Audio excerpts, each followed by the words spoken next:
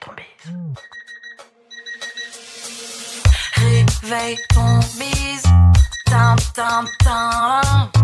Réveille ton bise. Hello et bienvenue dans le podcast Réveille ton bise. Je suis Justine, mentor podcast et business. J'aide les entrepreneurs à développer leur entreprise, trouver plus de clients sans s'épuiser à la tâche ni subir leur quotidien et à utiliser le podcast comme un levier d'opportunité business. Si vous êtes à la recherche de conseils, astuces et inspirations en entrepreneuriat, marketing digital, podcasting et stratégie d'entreprise pour réveiller votre bise, eh bien vous êtes au bon endroit. Je vous réveille tous les lundis matins à 6h, seul ou avec des invités pour vous aider à accomplir tous vos objectifs, vivre votre meilleure vie et développer le business de vos rêves. Prêt à attaquer cette nouvelle semaine à fond ? Moi, je le suis. C'est parti pour l'épisode du jour. Bonne écoute ! Salut Clémence ! Hello! Comment tu vas ? Écoute, je vais super bien, merci et toi? Mais je vais bien, je suis absolument ravie de t'avoir. Tu sais à quel point j'apprécie ce que tu fais, pour qui tu le fais, pourquoi tu le fais. Et en plus, j'ai eu la chance de t'accompagner il n'y a pas si longtemps. Donc, c'est un véritable honneur de t'avoir dans le podcast aujourd'hui, Clémence. Vraiment, merci beaucoup.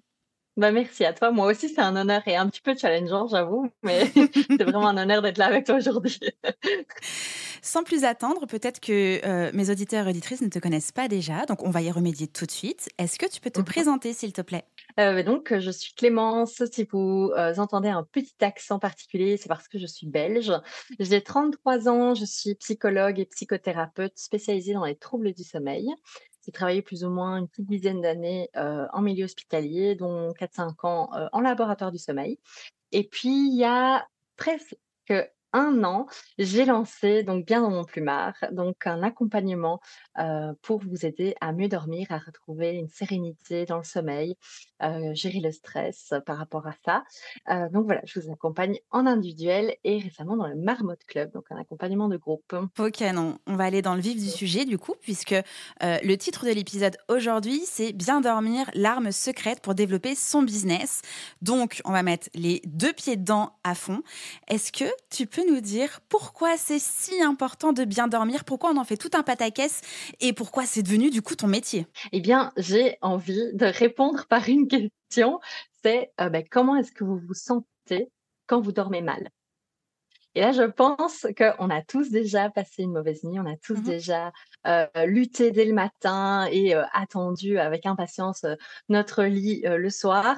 Mais voilà, on est irritable, on est à fleur de peau, on subit notre vie, on a juste l'impression voilà, de passer à côté de tout ce qu'on fait dans la journée et on attend juste la récupération pour être plus serein émotionnellement et être en meilleure forme. Donc je pense que c'est tout ça en fait. Quand on parle Mhm. de mieux dormir, on parle surtout de profiter pleinement de sa vie, voilà, d'être, souriant, épanoui, joyeux, heureux. Ça touche à tellement de domaines dans la vie en fait, le sommeil, et on en reparlera.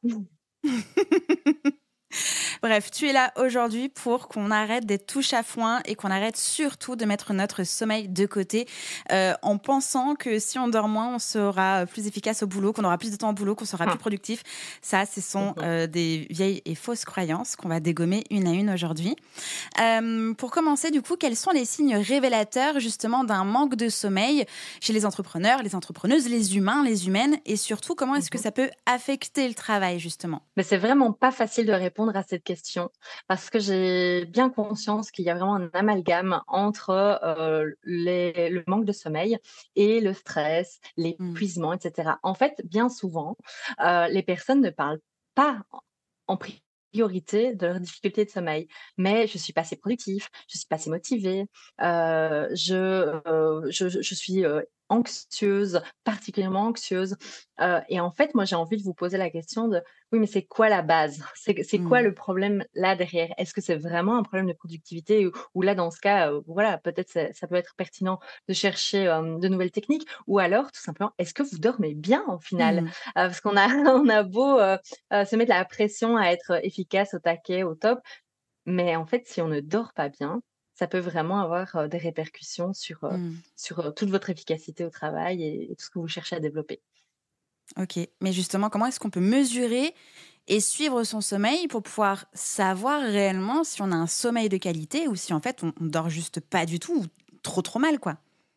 Ouais, ben ça, alors déjà, j'ai envie de parler un petit peu des montres connectées parce que je sais qu'il y a beaucoup d'entrepreneurs, surtout et je le comprends tout à fait quand on est sédentaire, quand on passe toute la journée, derrière un ordinateur, à pas beaucoup bouger. Les montres connectées sont géniales pour, nous inciter à bouger, mesurer notre activité physique et parfois aussi, mesurer notre sommeil et c'est comique parce que la semaine dernière ou il y a 15 jours, j'ai fait un atelier avec des entrepreneurs et il y a une personne, quand on lui demandait: «Tiens, comment tu as dormi la nuit dernière?» Il dit: «Ah ben ma montre, elle a dit que j'avais dormi, 6h53». Oui, mais et toi? Mmh. Enfin, et toi, comment tu l'as senti ton sommeil? Comment tu t'es senti? Est-ce que tu as bien dormi? Est-ce que tu t'es reposée? Ah oui, et d'ailleurs, elle a dit que j'avais fait 18 minutes de sommeil profond à tel moment. Mais en fait, on en oublie, de se connecter, de Mmh. ressentir, de se connecter, pas à sa montre, hein, de se connecter Mmh. à soi-même, à ses sensations, à ses ressentis. Donc moi, j'ai vraiment envie là, de vous inviter à faire un pas de côté par rapport à tous ces outils-là qui peuvent être utiles, je crache pas dessus, hein, qui peuvent être utiles pour certaines choses, hem, mais parfois ça peut être totalement contre-productif. Si on n'écoute plus ces signaux de fatigue et qu'on écoute juste sa montre qui nous rappelle voilà, d'aller dormir, qu'il est l'heure d'aller dormir, on passe à côté d'une information super importante. Donc, au-delà de, enfin, donc, pour sortir de la montre connectée, la solution, c'est alors de tenir un agenda du sommeil qui est là plus subjectif. Alors, je suis totalement consciente que là, on glisse de l'objectif, entre guillemets, de la montre au subjectif du ressenti, mais au Mmh. final, c'est ça qui est important. C'est même dans toute l'évolution, quand on travaille à améliorer, le sommeil, la qualité de sommeil, sur quoi est-ce qu'on va se baser? C'est sur votre ressenti, c'est sur l'amélioration subjective de vous hier, de vous aujourd'hui et de vous demain. Mmh. Donc ça, je pense que c'est vraiment super, important dans le monde connecté. Moi, je déconseille vraiment de garder la montre, la nuit, d'autant plus que si on veut être vraiment pointueux sur la sensibilité, la pertinence de cet outil-là, si on veut mesurer la qualité, de sommeil de manière efficace, il n'y a pas 36 000 solutions, il faut mettre des électrodes sur la tête, d'accord? Donc voilà, ça se fait en laboratoire de sommeil, ça se fait voilà, dans un environnement contrôlé et généralement, ça se fait pas toutes les nuits. On ne peut pas Mmh mh. aller faire un test de sommeil, ou une fois par mois pour voir si on dort bien. Non, on le fait généralement une fois parce que là, alors on recherche une maladie du sommeil. Ça, c'est un autre objectif. Mais vraiment, si on veut chercher à améliorer sa propre forme, sa propre qualité du sommeil et l'impact justement de l'amélioration du sommeil sur, la journée, eh bien, moi, je préconise clairement, de favoriser un agenda subjectif. Mmh. OK. Histoire qu'on comprenne vraiment quelles peuvent être les conséquences d'un mauvais dodo, sur le long terme, qu'est-ce que ça impacte sur sa santé et par effet ricochet, sur son entreprise? Alors, j'ai même envie de parler même des répercussions d'un mauvais sommeil immédiat et puis à Mmh. moyen terme et puis à long terme. OK. Immédiat, on en a déjà un petit peu parlé, c'est, même déjà après une mauvaise nuit, on peut clairement avoir un impact sur l'humeur. Mmh. Ça, c'est vraiment la 1re chose, l'humeur, la concentration, la fatigue. La fatigue, c'est un symptôme. La fatigue, c'est pas normal. Mmh. C'est un symptôme, c'est un élément, qui informe d'un dysfonctionnement. Donc, l'humeur, la fatigue, la concentration, la mémoire. À moyen terme, on peut déjà, développer, par exemple, un risque de burn-out. On sait, ça a été étudié, que, le lien entre burn-out et troubles du sommeil, ça va dans les 2 sens. OK. Le burn-out peut provoquer des troubles du sommeil, mais un trouble du sommeil peut amener au burn-out aussi. OK. Ça peut aussi apporter des troubles cardiovasculaires, comme, une hypertension artérielle, par exemple. Et vraiment, à très long terme, il y a des études qui montrent quand même qu'il y a des effets, entre le manque de sommeil et la mauvaise qualité de sommeil et des problèmes du style, Alzheimer. On peut tomber en dépression, enfin voilà. Il peut vraiment y avoir des impacts, très, très forts, sur la santé et donc forcément, j'ai envie de dire, sur le business parce que Mmh. là, on parle de court terme, moyen terme, long terme. À court terme, si vous passez, une mauvaise nuit, allez, 2 fois par semaine, quel impact est-ce que ça va avoir sur votre business? J'ai envie de dire, ça dépend, votre niveau de business et l'exigence que vous avez vis-à-vis de vous-même et la pression que vous vous mettez à être efficace 5, 6, 7 Mmh. jours sur 7. Hem, Donc, est-ce que vous pouvez vous permettre là, à l'heure actuelle dans votre business, d'être un petit peu plus creux, un petit peu plus down, 1-2 jours par semaine? Mais à moyen terme, quand on parle de moyen terme, on parle de quoi? On parle de 3 à 6 mois. Donc OK. voilà, on peut vraiment déjà avoir des répercussions, conséquentes Mmh. après 3 mois de mauvais sommeil. Donc voilà, là, quand on commence à avoir des symptômes de burn-out, je pense que le burn-out dans l'entrepreneuriat est quand même très fréquent, Mmh. et là, les conséquences peuvent être déjà, dramatiques, pour Oui. ne pas être catastrophisantes, mais ça peut vraiment déjà être dramatique.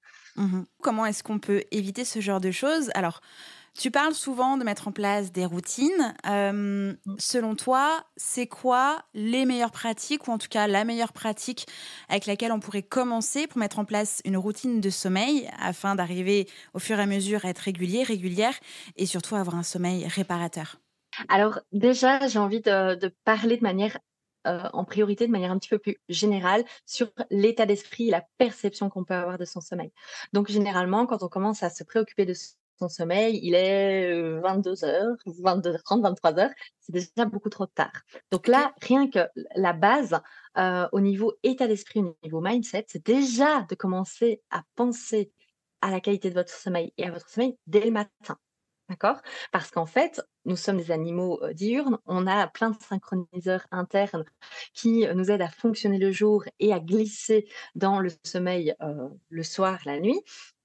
Donc il faut comprendre aussi un petit peu ces mécanismes-là et en tenir compte. Mmh. Quand je dis qu'il est trop tard à 22:00, pour commencer à penser à son sommeil, c'est si vous avez été active non-stop, sans prendre de moments de respiration, sans, même conscientiser la tension qui s'est installée dans le corps, la charge de travail et cetera, et que vous bossez jusqu'à 22:00 et que vous pensez qu'à 22:15, simplement en éteignant la lumière et en vous allongeant, ça va aller, c'est un petit peu utopique, hein. C'est un petit peu utopique. Tandis que le fait de se dire: «Bah, tiens, dès le matin, déjà, à quelle heure est-ce que je me suis levée ce matin?» Mmh. Rien que l'heure de lever est déjà importante.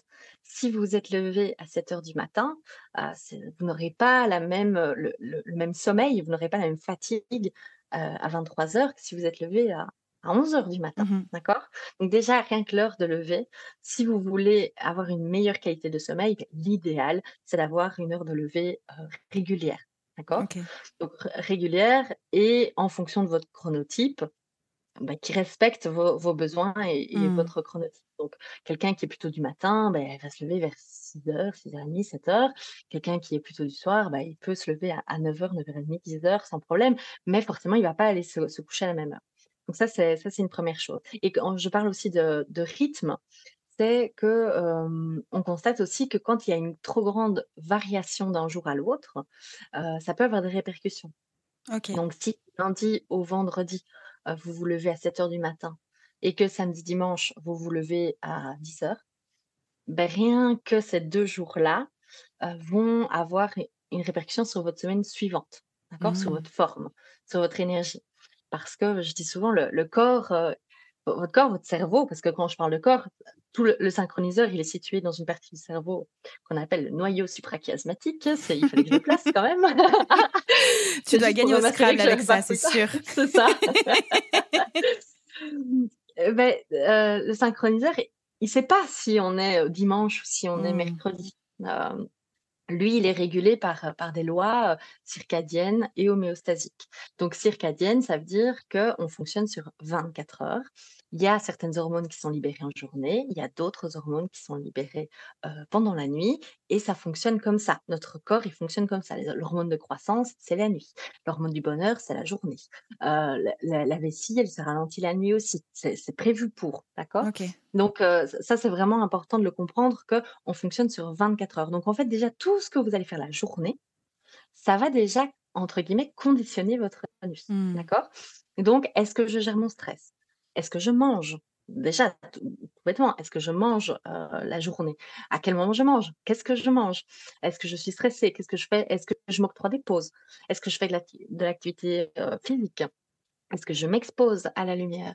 Est-ce que, voilà, je prends du temps pour je parlais tout à l'heure de travailler jusque 22 heures et cetera. C'est vous l'avez déjà tous expérimenté, heu, forcément votre état de corps et d'esprit n'est pas le même qu'une journée de vacances. Enfin, Totalement. quand je prends 2 extrêmes, ça parle plus, Mmh. mais c'est un curseur évidemment, d'accord? Heu, un jour, ben, vous aurez, des rendez-vous podcast et vous serez, toute la journée en train de parler avec des gens derrière votre ordinateur, votre énergie sera différente de quand vous ferez votre montage podcast, Mmh. d'accord? Donc et ça, c'est important d'en tenir compte. Et j'ai envie de dire aussi, beh, forcément que ça va dans les 2 sens.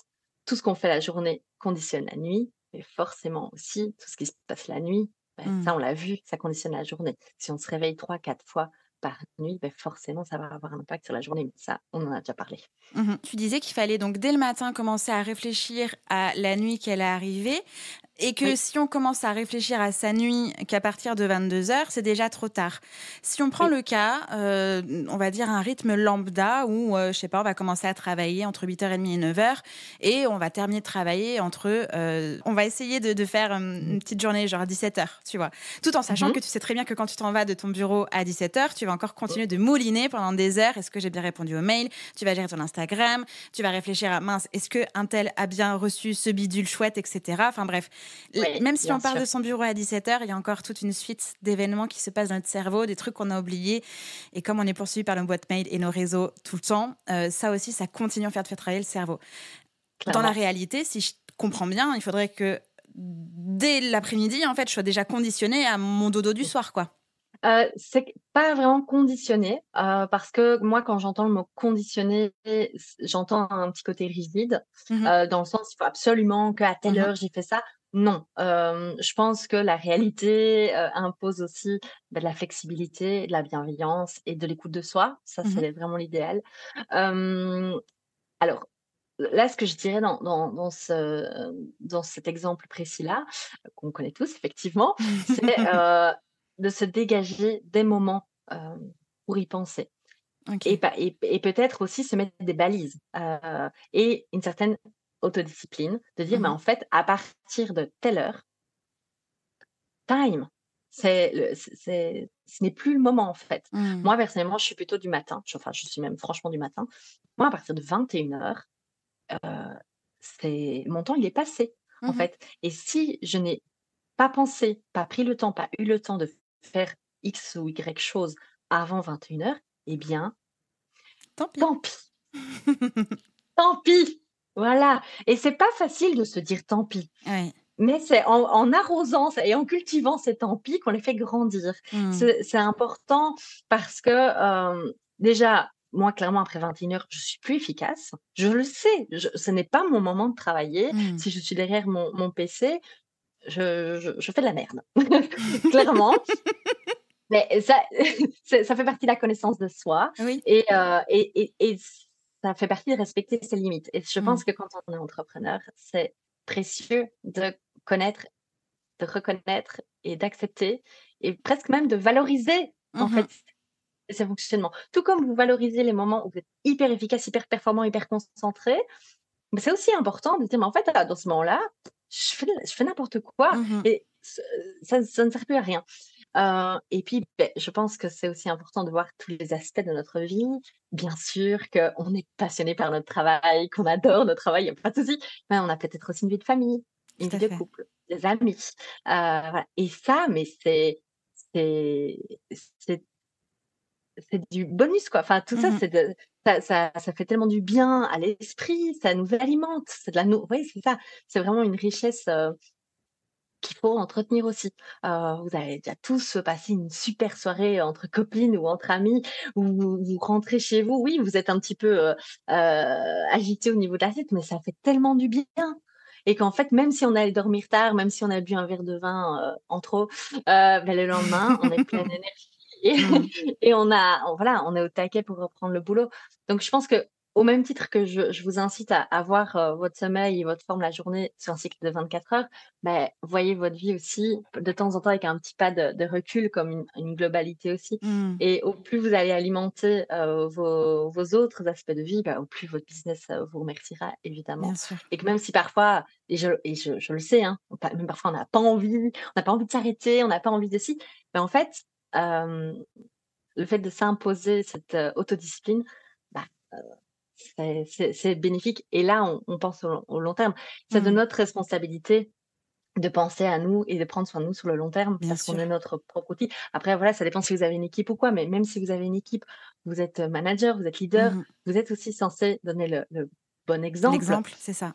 Voilà, exactement. Moi, je me souviens que ma chef, à l'hôpital qui nous répondait aux mails les jours où elle était en congé ou qui nous répondait à 23:00, bah, en fait, moi ça m'angoissait et je lui disais, je fais: «Mais arrête, arrête parce que du coup, moi j'ai l'impression que je dois faire pareil, mais moi je te Mmh. répondrai jamais à 23:00 en fait».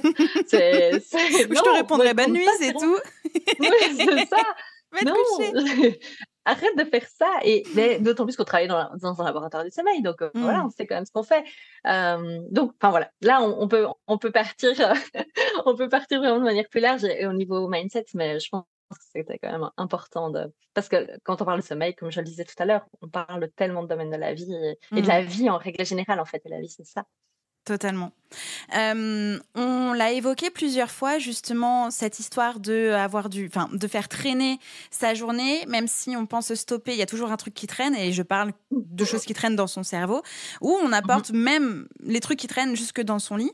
Oui. C'est quoi ton meilleur conseil justement pour aider les entrepreneurs et entrepreneuses à éteindre leur cerveau avant d'aller se coucher et pas une fois dans son lit, Ouais. Mmh. qui sont généralement liés aux préoccupations qu'on peut avoir pour notre business? Bon, si vous n'avez pas eu la possibilité, pas le temps, pas pensé à vous octroyer des petits moments de break, en journée, justement, je pense que déjà ça peut aider. Heu, Quoi qu'il en soit, à distance du coucher, prenez le temps de vous asseoir, d'écrire et pas sur votre PC, hein, d'écrire à la main. D'écrire vraiment, de manière manuscrite, hem, toutes vos préoccupations.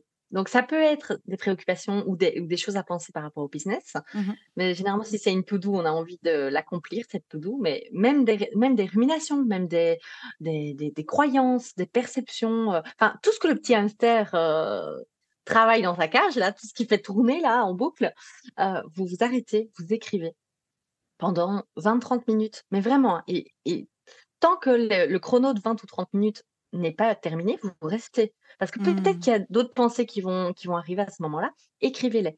Pourquoi est-ce que j'insiste pourquoi est-ce que j'insiste sur le fait que c'est, manuscrit? Parce que le fait d'écrire ralentit la pensée. Ça vous oblige OK. à la construire, à la formuler et à la ralentir.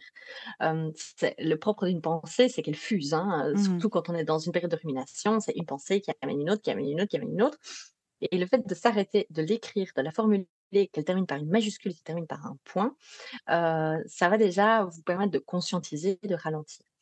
Et une fois que ces 20 ou 30 minutes sont terminées, vous refermez ce carnet, vous pliez ces feuilles, vous en faites ce que vous voulez et c'est à demain.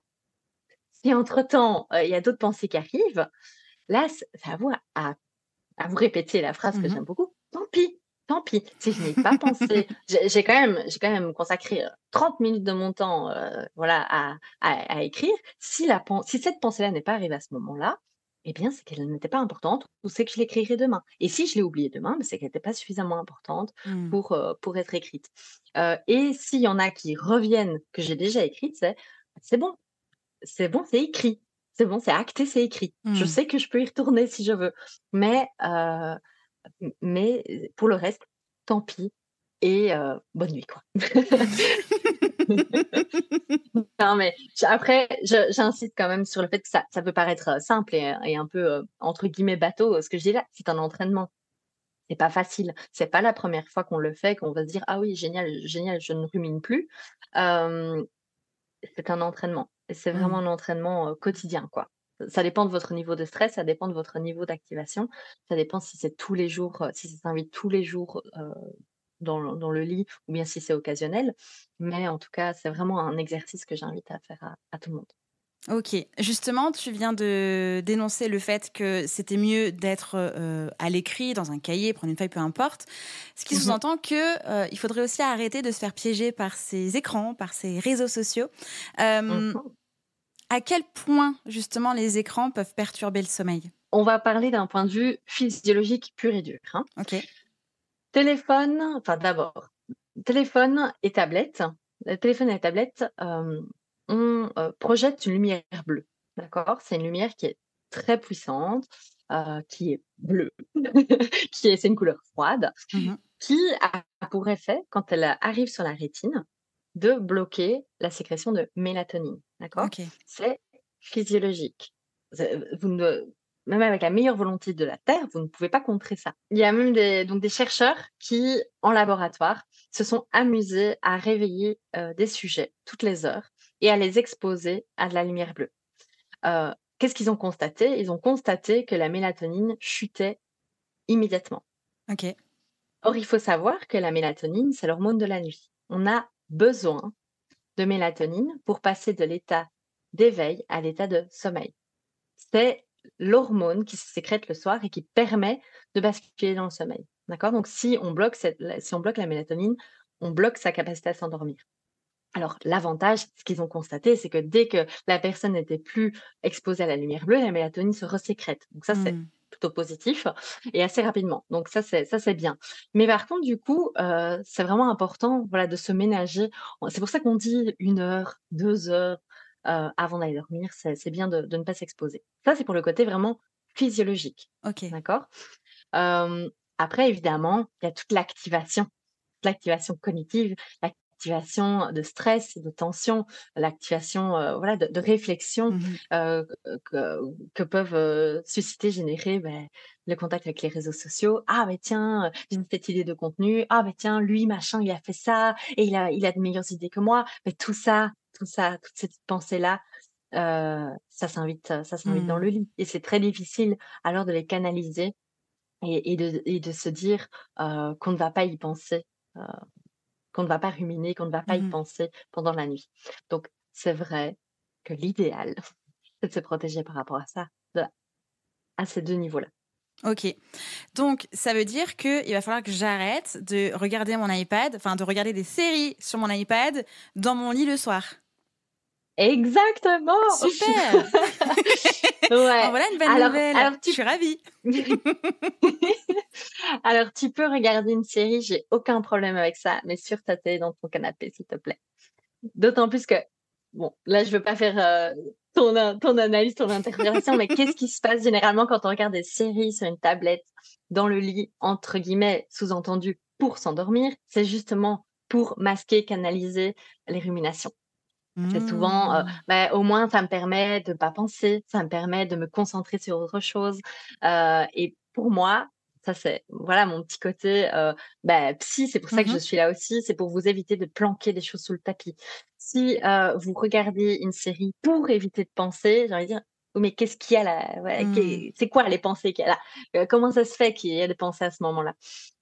Et donc voilà, à nouveau c'est un exemple, Mmh. mais ça montre bien qu'il y a d'autres choses à faire en amont. Comment est-ce que on peut gérer les insomnies, qui sont souvent liées au stress et du coup liées au stress, de son entreprise?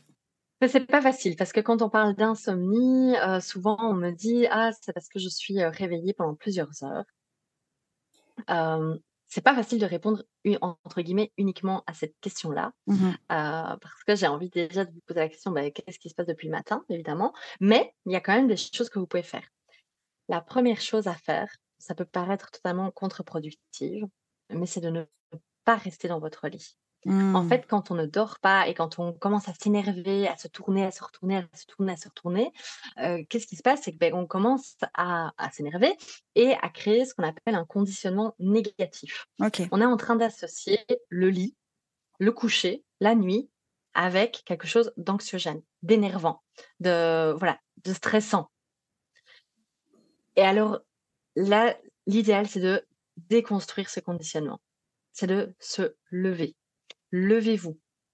Allez mettre une petite lumière tamisée. Faites une activité ennuyeuse. Pas commencer à relever vos mails. Mmh.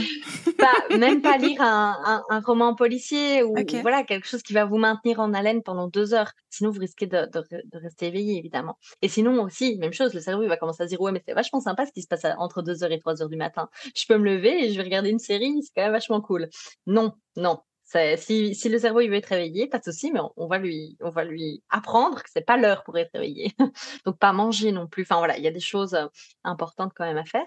Et puis après ça seulement, au bout de 20-30 minutes, on se remet dans le lit et on respire. Voilà, on OK. respire, on attend que le sommeil revienne et voilà. Donc OK. ça, c'est un tips concret que vous pouvez tester.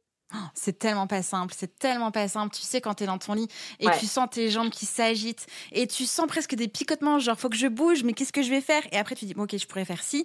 Alors même si je me lève, je pourrais peut-être même avancer ma journée. C'est une tannée, c'est une tannée. ouais, c'est clair.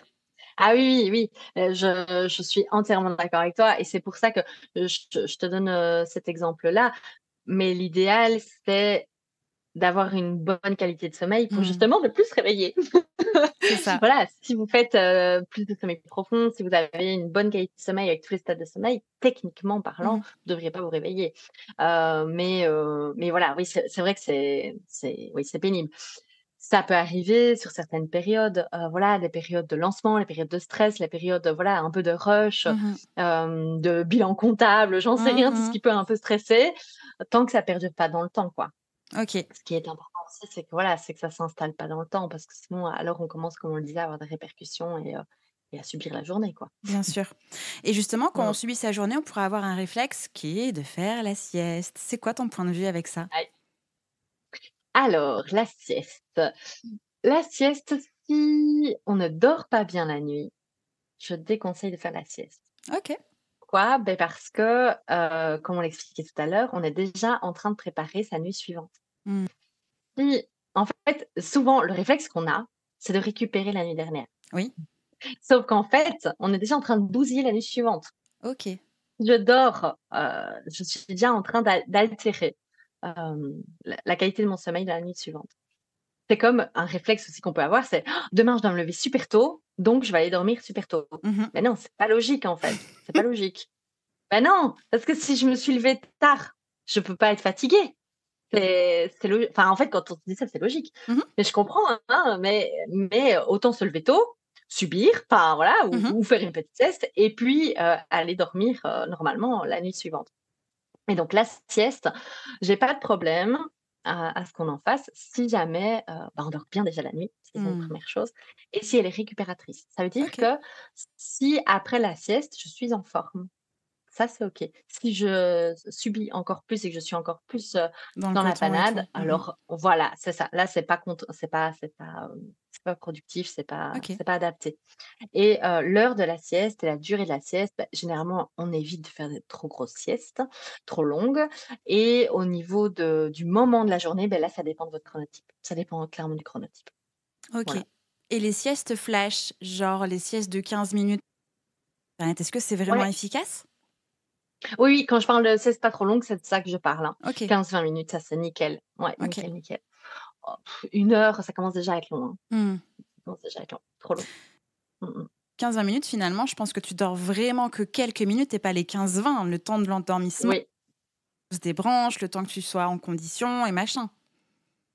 Oui, on est bien d'accord que c'est plutôt ce qu'on va enfin, on l'appelle sieste, mais on pourrait aussi l'appeler temps calme Mmh. ou voilà, juste ralentissement des ondes, cérébrales. Il y a OK. d'autres manières, hein, qui sont efficaces pour arriver à cet état-là, hein. Je pense, à la respiration, aux exercices de respiration et cetera.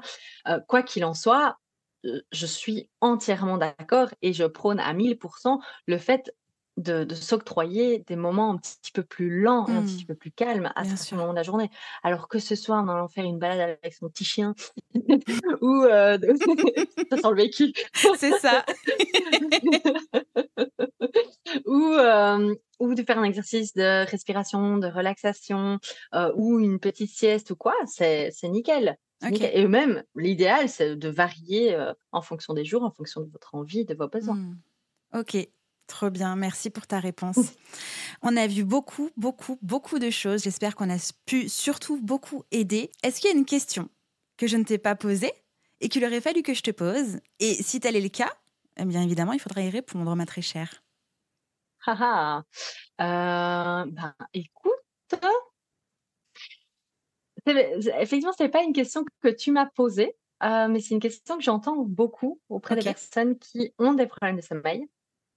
C'est est-ce qu'on peut faire quelque chose pour moi? Est-ce que je ne suis pas dans un cas désespéré? Parce OK. que je le comprends parce que, généralement quand on est dans le nez dans le guidon, quand on est un peu au bout du scotch, on a tendance à se dire: «Ouais, mais non, mais en fait, soit j'ai tout essayé, Mmh. soit personne ne me comprend». D'accord? Et du coup, je vais y répondre. Hem, Quand on est dans un cercle vicieux, i on n'a pas 15 000 possibilités, 15 000 solutions. Faut ouvrir des portes jusqu'à ce qu'on soit sorti de ce cercle vicieux. Mmh. Heu, donc si vous n'avez pas encore trouvé le moyen, la bonne parole, parce Mmh. que moi je fonctionne comme ça aussi. Parfois ici on a toutes les pièces du puzzle, mais on ne sait pas dans quelle ordre les mettre. On n'arrive pas à voir la photo Mmh. complète, et à un moment donné, boum, il y a tout qui s'aligne. On se dit: «Ah mais ouais, punaise!» Et ben, c'est ça, cherchez ça en fait. Cherchez le déclic, cherchez l'astuce, la méthode, la personne, voilà, le message et cherchez jusqu'à ce que vous trouviez. Vous le méritez, il y a pas d'avance, il y a pas de cas désespéré, j'en ai jamais rencontré. Il y a que des personnes, épuisées, stressées, voilà, en questionnement et parfois perdues. En fait, quand on est perdu, il faut prendre une carte, prendre son GPS et on retrouve la route. Rejoignez la Carte route en papier surbrillance. sur votre téléphone avant de dormir. Non, mais voilà, ça c'est plutôt un message d'espoir quoi que j'ai envie de transmettre et évidemment je parle du sommeil, mais voilà, j'ai vécu, un épuisement professionnel avant et je pense que ça peut parler aussi à des personnes qui, dans quelle que soit la problématique que vous êtes en train de vivre à l'heure actuelle, vous pouvez transposer ça à la problématique que vous vivez. Cherchez une solution jusqu'à ce que vous la trouviez, vous le Mmh. méritez. Trop bien. Merci beaucoup Clémence pour cet épisode full valeur. Le meilleur de tes liens seront en description de cet épisode. Merci beaucoup pour ta présence, tes conseils. C'était un vrai bonheur pour moi de t'avoir dans mes oreilles, devant mes yeux. Tu reviens évidemment quand tu Mmh. veux. Ma porte est grande ouverte. Tu connais le chemin. Merci à toi, je suis trop contente. C'est un super chouette moment, merci. Bye bye Clémence. À bientôt. J'espère que cet épisode vous a plu. N'oubliez pas de vous abonner sur votre plateforme d'écoute préférée. C'est le meilleur moyen de ne pas manquer les prochains épisodes et de ne pas louper votre réveil business. Si vous avez des idées, des suggestions ou un mot d'amour à me partager, direction Apple Podcast pour laisser un commentaire et des étoiles. Ça m'aide vraiment à rendre visible le podcast en plus de réchauffer mon cœur. Je vous retrouve au plus tard dans le prochain épisode ou tout de suite sur Instagram au nom de Réveille ton bise. Ciao ciao!